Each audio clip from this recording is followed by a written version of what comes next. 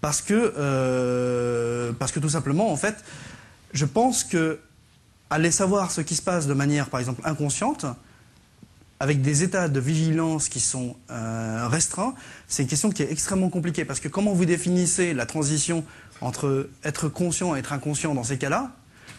Effectivement, j'ai du mal à voir comment opérationnaliser ça. Donc en fait, c'est plus un problème d'opérationnalisation, et c'est pour ça qu'en fait, on est en train d'utiliser deux vocabulaires assez différents. Nous, on parle plutôt de représentation consciente versus inconsciente, tandis qu'eux parlent plutôt de différents degrés de conscience, avec vraiment en fait des degrés qui en fait corrèlent avec des degrés de vigilance qui sont plus ou moins élevés. Voilà. Mais c'est deux domaines qui communiquent pas encore complètement, mais qui sont complémentaires, bien sûr. Voilà. Est-ce qu'il y a une autre intervention? Oui. Oui, dans le schéma que vous avez présenté en dernier lieu, donc, qui est une approche moniste, si bien compris, donc on parle d'activité du cerveau, donc, par lesquelles on identifie donc, les deux niveaux de conscience dont vous avez parlé. Alors, dans le deuxième niveau, donc, je crois que vous avez appelé conscience d'accès, ça veut dire que dans ce niveau-là, on identifie donc, les phénomènes de mémoire à court terme. Alors, qu'est-ce qu'on entend exactement ici par mémoire à court terme et est-ce que c'est une mémoire simplement d'apprentissage? Est-ce que c'est une mémoire d'habitude? Et quid d'une mémoire à plus long terme, alors? Voilà. Alors pour certains, en fait, la mémoire à court terme, c'est juste le contenu actif de la mémoire à long terme. La mémoire à court terme, c'est le contenu actif de la mémoire à long terme. Et donc, ça se distingue de la mémoire sensorielle.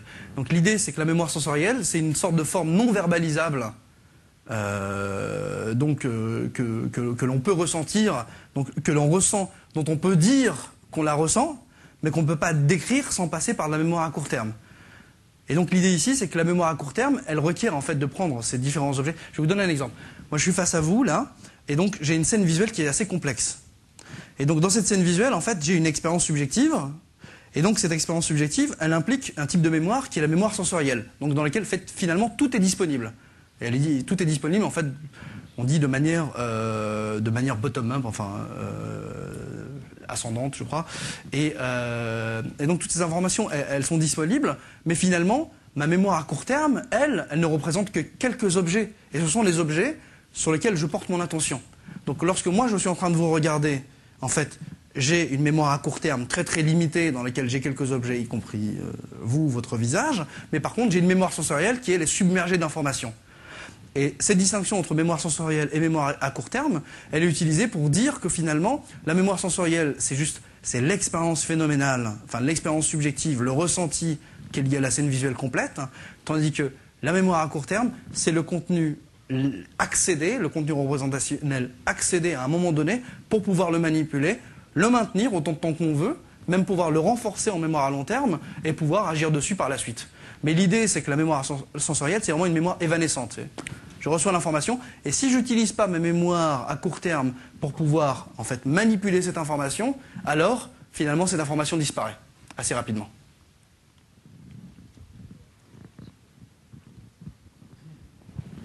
Qu'est-ce que vous pensez du point de vue de Denton qui insiste beaucoup sur l'aspect émotionnel en connexion avec la conscience? Je vais répondre très rapidement. Je ne connais pas Denton, je suis désolé. Il vient de publier en français. Il vient de publier en français un livre qui s'appelle Les émotions primordiales et la conscience. D'accord. Il y a une préface de Changeux, d'ailleurs. D'accord.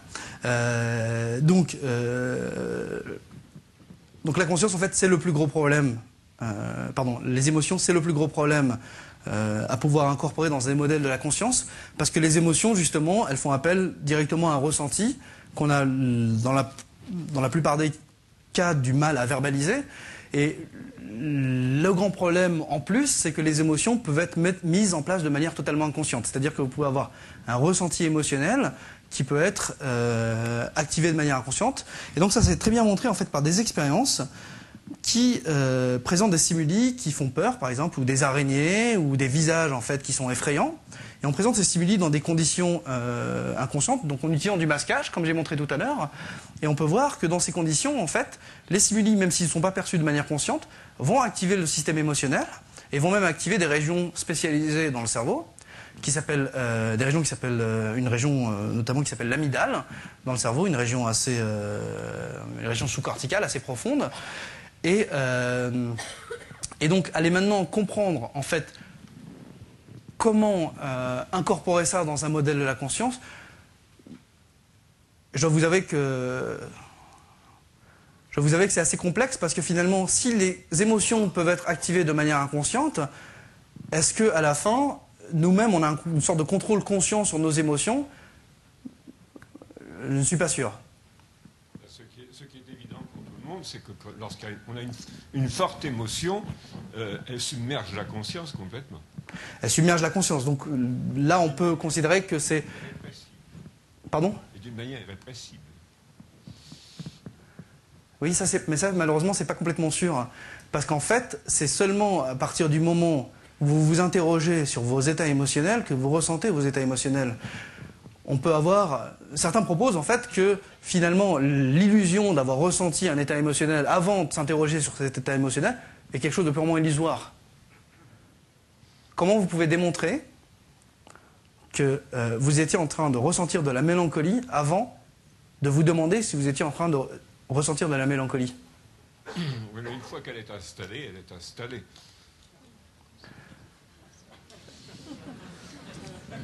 Et s'impose.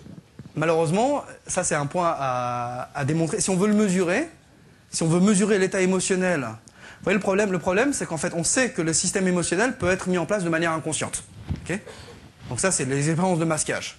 Ça veut dire que s'il peut être mis en place de manière inconsciente, ça veut dire que avant que vous ne déclariez que vous aviez une émotion, ça se trouve c'était de l'activité purement inconsciente. Et à un moment, donc, vous avez eu votre attention, par exemple, qui a été attirée par le fait que, je ne sais pas, ça a tout simplement dépassé un seuil dans le système émotionnel qui fait que ça a attiré votre attention. Là, vous allez interroger votre système et dire, tiens, j'étais en train de ressentir de la mélancolie avant, mais est-ce que vous étiez vraiment en train de ressentir de la mélancolie? Ou est-ce que ce n'est pas une reconstruction de votre esprit parce que vous aviez un degré d'activation dans le cerveau qui était tout simplement assez élevé? Donc vous voyez, là on est vraiment exactement dans le problème de pouvoir étudier la conscience phénoménale. C'est exactement la même idée que lorsque moi je suis en train de vous regarder, donc j'ai votre visage face à moi, et il se passe plein de choses dans mon environnement spatial, dans ma périphérie, et malheureusement, en fait, je ne pourrai jamais déterminer si vraiment je suis en train de voir ce qui se passe dans ma périphérie, ou si je ne reconstruis pas, parce que je sais qu'à chaque fois que je peux regarder, je vois ce qu'il y a dans ma périphérie. Il y a des expériences qui sont très jolies, c'est dommage que je n'ai pas de démo ici, ce sont des expériences de cécité au changement. Donc on met les sujets face à une scène visuelle complexe, par exemple Notre-Dame. Donc on a une photo de Notre-Dame, et puis on a par exemple un arbre qui est devant un pont, Notre-Dame derrière, et en fait la photo est flashée, donc c'est-à-dire qu'elle apparaît, elle disparaît, elle réapparaît, elle disparaît, elle réapparaît, elle disparaît. Et on demande au sujet, qu'est-ce que vous voyez? Donc décrivez ce que vous voyez.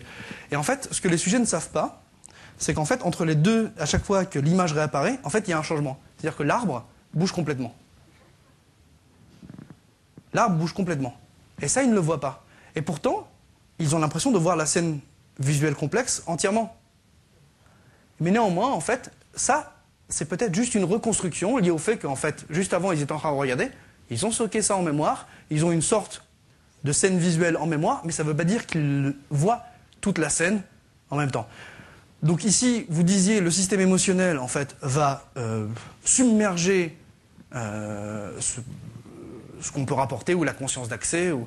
C'est exactement la même question pour l'expérience subjective, perceptive. C'est que finalement, est-ce que finalement, moi je suis submergé d'informations que je traite de manière consciente, ou finalement, est-ce que ces informations qui me submergent ne sont pas juste inconscientes, et moi, à chaque fois que je me demande si je peux voir à droite, comme je peux voir à droite, finalement, je regarde à droite, et je me dis que oui, j'arrivais à voir ce qu'il y avait à droite. Ou alors, on peut s'imaginer qu'il y a une sorte de vision, on va dire, gaussienne de l'environnement visuel, dans lequel, en fait, on voit beaucoup mieux ce qui se passe au centre que ce qui se passe en périphérie, mais ça se trouve en périphérie, on ne voit pas vraiment des objets tels qu'ils sont, mais juste des sortes de couleurs ou ou de fragments, mais dont on